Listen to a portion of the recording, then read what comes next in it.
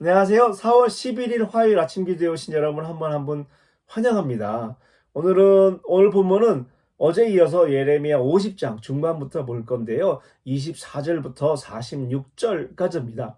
예레미야 50장은 어제도 소개했겠지만 바벨론의 멸망과 또 이스라엘의 회복에 대한 내용을 소개하고 있습니다.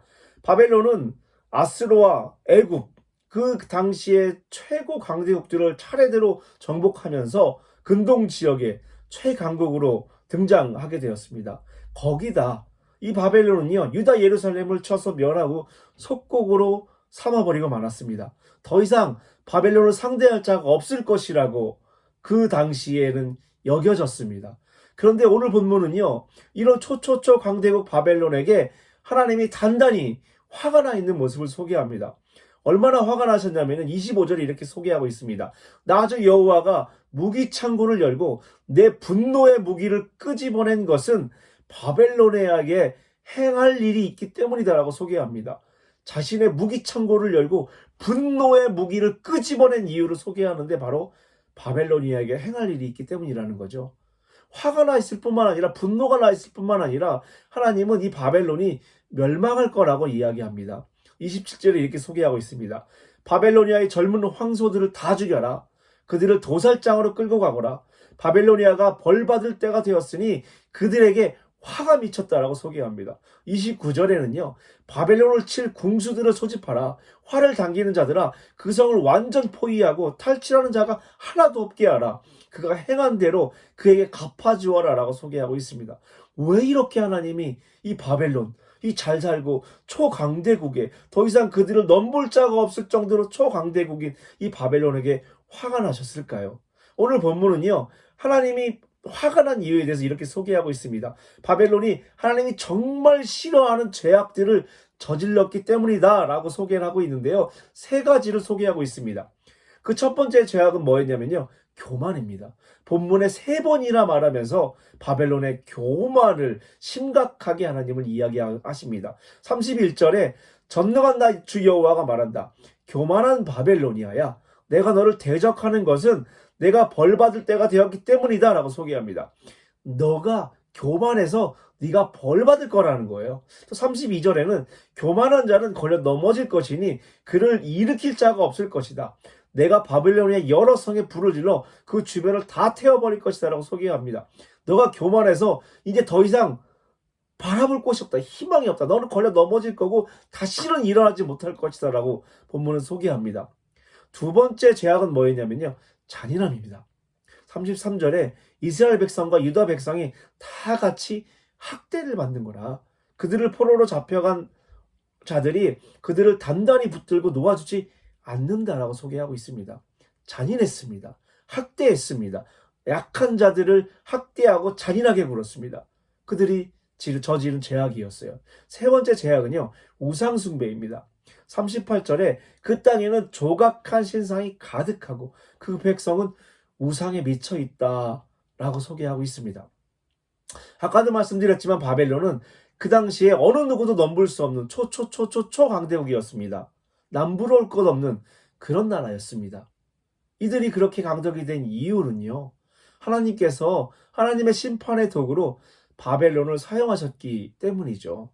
하지만 그들은요, 그것을 인정하지 않았습니다. 대신 자신들이 누리고 있는 모든 것들이 자신들의 노력의 결과라고 여겼습니다. 그리고 자신들이 가진 힘이 자신들을 영원히 지켜줄 거라고 굳게 믿고 있었거든요. 그렇게 바벨론은요, 자신을 스스로 높이고 있었습니다. 거기다 그들은요, 자비가 없었어요. 긍휼이 없었습니다. 무자비했던 거죠. 또한 우상을 섬기면서 하나님께 대항했습니다. 이런 바벨론의 교만과 잔인함과 우상 숭배의 결과는 하나님의 심판으로 이어집니다. 바벨론이 멸망하게 된 요인들을 사실 오늘을 살아가고 있는 저와 여러분이 쉽게 그리고 가장 많이 받는 유혹들 중에 하나입니다. 이 유혹은 한 나라를 멸망시킬 정도로 치명적이었지만 또 그것을 가지고 싶은 만큼 너무나 유혹이 많은 거거든요.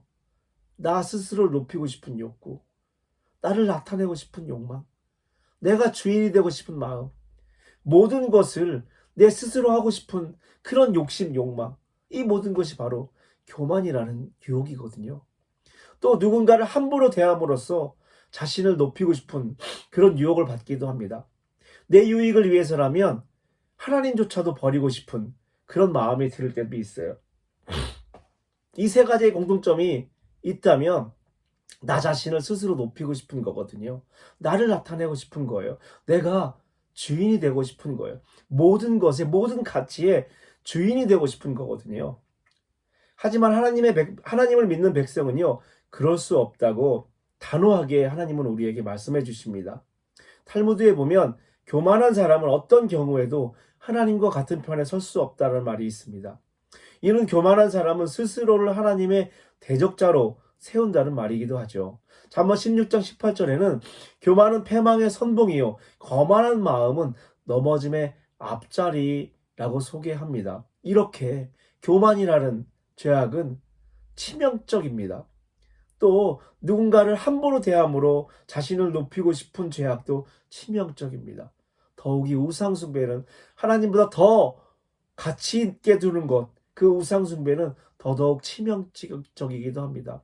하나님은 그것들의 치명적임을 오늘 본문을 통해서 우리에게 경고하고 계시거든요.